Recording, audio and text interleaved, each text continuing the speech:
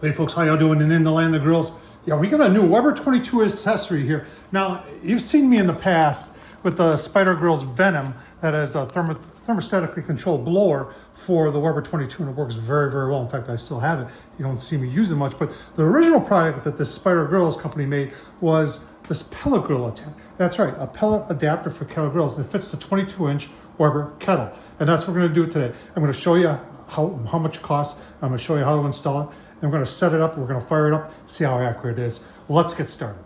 All right, it's all about the price, isn't it? So, yeah, this is what got me, you know, I've had the Venom now, and I always thought that the pellet adapter was a little gimmicky, and I've also heard some stories about it maybe not working so well. So, but for 200 bucks, I'm all in. That's what I paid for it. I ordered this thing on Wednesday, and it was to my house Friday. So phenomenal on the shipping there. Yeah, I was very impressed with that. So we're gonna show you what it takes to put it together, to install it, and then we're gonna fire it up. Let's keep on going. All right, I got the Spider out of the box, and basically you've got a drip tray right here, and it is angled. And then you've got the main unit right here. You know, a lot of people say the pellet hopper is small, but it goes down in there quite a ways. So, and it looks like it's got some sort of venting into it to maybe give it more positive pressure to keep from any smoke coming up and through that. And what makes me think that is because they've got a really nice gasket on the lid there and two really nice locking latches to pull that tight. You got the controller down there. This is a good opportunity to take a look at this, because here's what hooks into and gets the smoke and the heat into the Weber kettle. That comes off, that appears to be stainless steel. Here's your fire pot. You can see where the auger comes in. There's your hot rod. And if you're wondering, how do you get the ash out of there? Because I was thinking the same thing, is this whole thing unscrews, and obviously you gotta imagine this is, and that's how you would remove the ash. That's the bottom of the burn pot right there. That goes in just like that. And there's your stand, and you can see how it clips into the Weber itself. There's another device right here. I think that's for the bottom.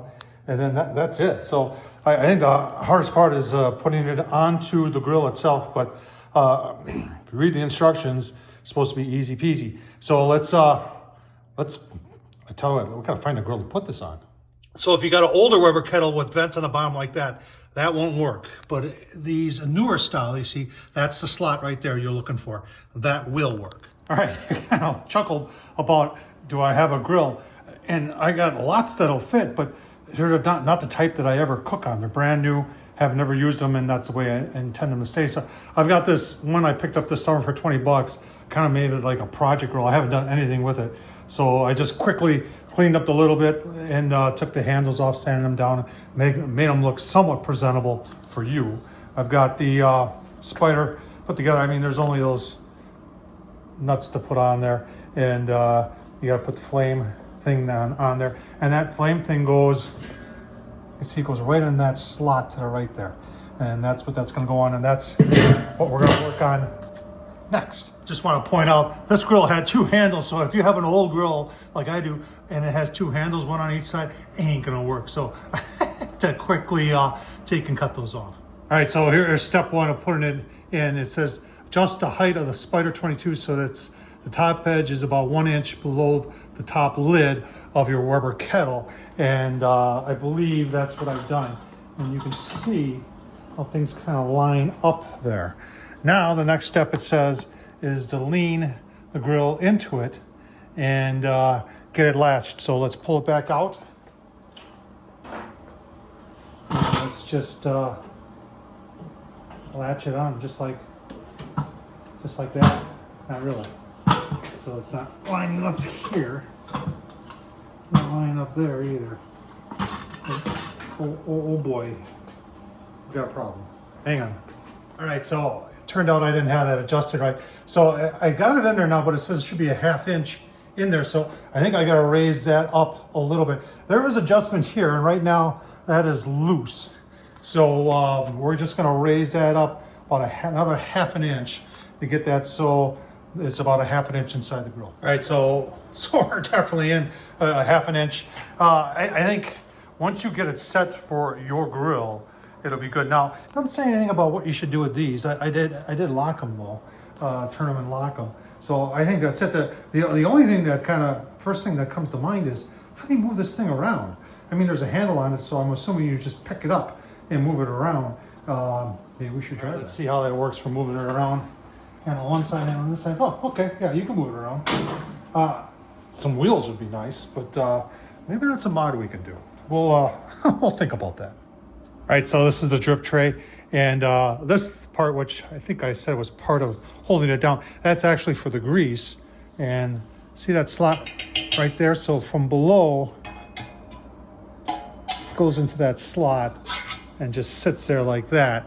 And then it goes through one of the other slots that are in the one of the other vents.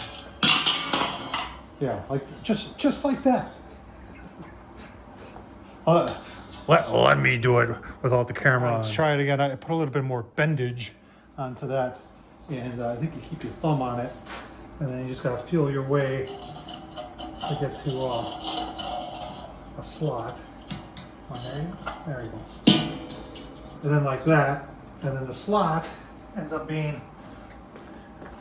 take you with me.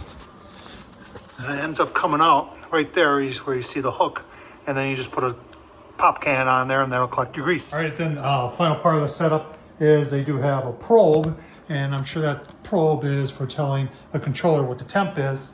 And I know everybody's saying, well, does the lid fit? And the lid does fit. So what's left to do? Let's fire it up. All right, we got fire. Took everything off. You always got to see fire for the first time. And I've just been feeding it handfuls of pellets because this thing is water, and when you put it back on, I'll show you, it's relatively loud. So we're just gonna baby this. I don't know if there's an issue here, but put it through its paces. All right, you can see we're set at 225. 220 is what it is. The auger noise I've ascertained is normal. Watched a couple other videos, and that's just the way it is. Also, people are going to ask, why did I put it in the back by the wheels? You can put it off to the side too, and I didn't have to cut off those handles. Well, you got to keep on watching. You might see a mod that'll make this a little bit different. But let's take a look at our pucks. So we did put our Oklahoma Joe pucks in there. Sit there reading. We're set at 225. We see, looks like we're 225 there. A little over, yeah, pretty close to 225 there, and 200 there. So not too bad so far. I'm also, didn't know where to put the vent. So the burner is over there. So I figured the vent over there, that way the smoke would roll over your food, and it would work better. But 25, I think we're gonna set it up to maybe 3. Let's see, what can we go to here? We can go to, I think we'll do 350 next, and then we'll go hot. All right, didn't answer another question going on their website, Spider Grills, and apparently this is a PID. There's nothing in the manual that says it's PID, but on their site, one of their videos stated that this was a PID controller, so that's good. All right, got it set at 350. 350 was set it done. What I've noticed, folks, is that when you do set it, even at 225, it overshot and then came back down. Overshot by about 50 degrees at 225. 350, it overshadowed almost to 370. That's not bad. And then it came back down. Let's take a look and see what our pucks are saying. Pucks right there, almost 325. 350 right there. So we're close. What we're gonna do now is we're gonna bump this up to high and see what high is. All right, high on this grill is 500. You can see 530 is what we're reading right now. This grill hasn't seen these kind of temps in a long, long time. When I bought it, like I said, I think I paid like 20, 30 bucks for it. It was sitting behind a garage and it hadn't been used in a long, long time. Let's just see what we're doing here. How we're doing here. Yeah, 500 there, 450 there, 500 there. So pretty consistent, 2 out of the 3.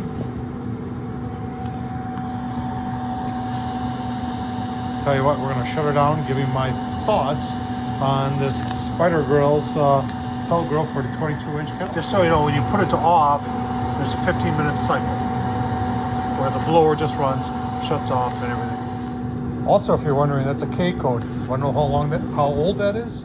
All right, you can see right there, K code, 1988. This is 2023. Well, that's an old kettle. All right, I'll cool down. Final thoughts. Tom, what do you think? Tom thinks it's pretty cool. It really does. And the accuracy of the PID, even though it overshot, always came back down. What I don't like is the portability. Because I think if someone is going to hook this up and go out of their way to purchase one of these for, like I said, they're $200 right now, and put this on your Weber kettle, you're probably going to want to leave it on your Weber kettle. And it would be nice if there was a better way of rolling, because right now I can't roll it around. I got to pick it up and move it. That's why there's a handle there, and you use the handle there. I think something should be done about putting wheels on the back so you can take it from the front there and just lift it and just lift the front and then roll it around. And I don't think that would be a big issue. So Tom Horseman YouTube, keep on watching that. Other than that, I think it's pretty cool. Can't wait to cook on it. Can't wait to use it. You know, Spider Grills, these guys, they have two products. There's this one and the Venom, and I own both of them, purchased them both, and I'm impressed by both of them. Thanks for watching, folks. What do you think of this? Let me know in the comment section. Take care.